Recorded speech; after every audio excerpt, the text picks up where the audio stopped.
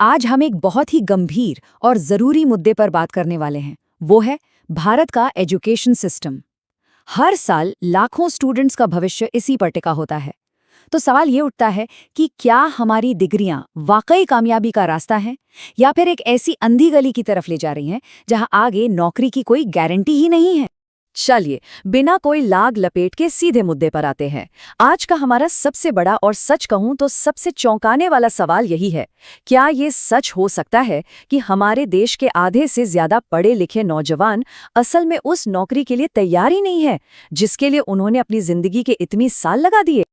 देखिए, भारत के पास एक ऐसी ताकत है जो दुनिया में किसी के पास नहीं, और वो है दुनिया की सबसे बड़ी युवा आबादी। ये एक ऐसी एनर्जी है जो हमारे देश को पता नहीं कहां से कहां ले जा सकती है। लेकिन जैसा कि हम आगे देखेंगे, इस सिक्के का एक दूसरा पहलू भी है जो काफी चिंताजनक है। तो सवाल ये है कि हमारी ये विशाल युवा आबादी आखिर है क्या? क्या ये एक डेमोग्राफिक डिविडेंड है, मतलब एक ऐसी ताकत जो हमारी अर्थव्यवस्था को आसमान पर पहुंचा देगी, या फिर ये एक टिक टिक करता टाइम बॉम्ब है जो अगर सही मौके नहीं मिले तो एक बड़े सामाजिक संकट की वजह बन सकता है?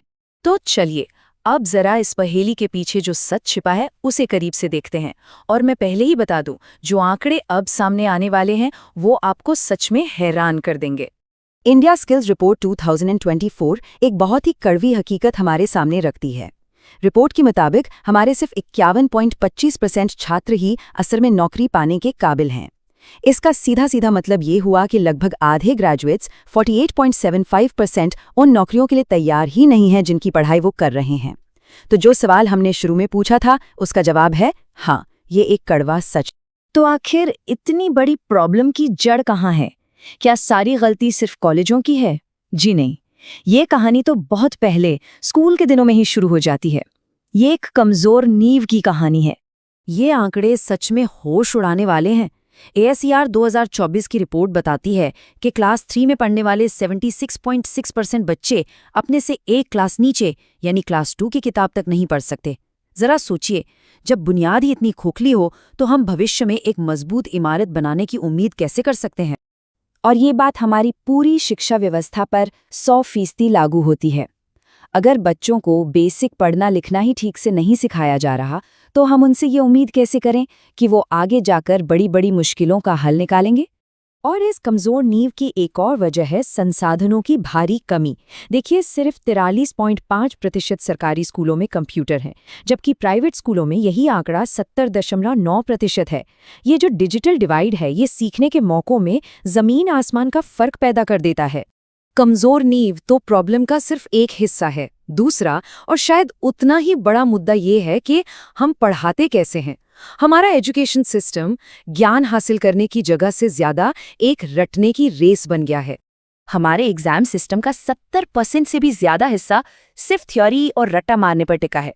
हम बच्चों को ये नहीं सिखा रहे कि सोचना कैसे है, हम उन्हें बस ये बता रहे हैं कि याद क्या करना है। प्रैक्टिकल नॉलेज और असल दुनिया की स्किल्स के लिए तो यहाँ कोई जगह ही नहीं बची है। और इसका नतीजा वो तो साफ साफ दिखता है। पीसा, जो कि एक इंटरनेशनल स्टूडेंट असेसमेंट है, उसमें भारत 74 देशों में से 72वें नंबर पर था। ये साफ दिखाता है कि बोर्ड एग्जाम में 95% नंबर ले आना असल दुनिया की प्रॉब्लम सॉल्व करने की काबिलियत में नहीं बदलता। रटा हुआ ज्ञान वहाँ काम नहीं आता। तो एक तरफ है कमज़ोर नींव और दूसरी तरफ है रटने की आदत।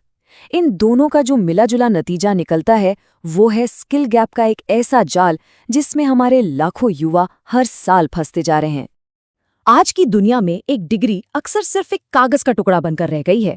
कंपनियां काम करने के लिए ठोस स्किल्स मांगती हैं, जबकि हमारे कॉलेज सिर्फ सिलेबस खत्म कराने पर ध्यान देते हैं। मतलब इंडस्ट्री को जो चाहिए और कॉलेजों में जो पढ़ाया जा रहा है उसके बीच एक बहुत बड़ी खाई है।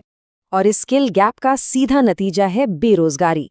ग्रेजुएट्स के बीच बेरोजगारी की दर 13% से भी ज्यादा है।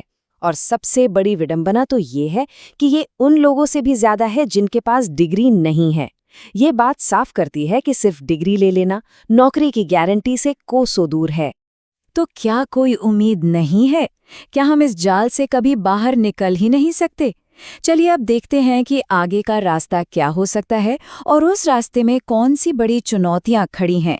किसी भी सुधार की पहली और सबसे ज़रूरी सीढ़ी होते हैं अच्छे टीचर्स। लेकिन हमारे देश में 10 लाख से भी ज्यादा शिक्षकों के पद खाली पड़े हैं।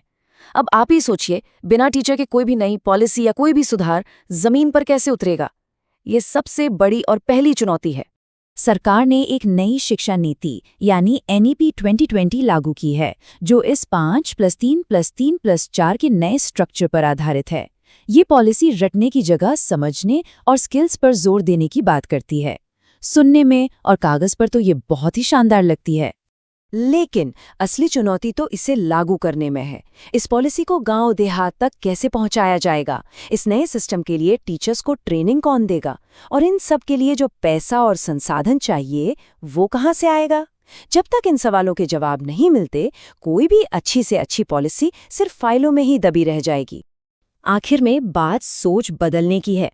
हमें ये समझना होगा कि देश को सिर्फ डिग्री होल्डर्स की भीड़ नहीं चाहिए, बल्कि ऐसे स्किल्ड वर्कर्स चाहिए जो सच में काम कर सकें, कुछ नया बना सकें और देश को आगे ले जाने में अपना योगदान दे सकें। शिक्षा का असली मकसद यही होना चाहिए। और आखिर में ये एक सवाल हम सबको खुद से पूछना चाहिए, क्या हम वाकई कुछ सीखने के लिए पढ़ रहे हैं या बस एक ऐसी रेस में भागे जा रहे हैं जिसका कोई अंत नहीं है?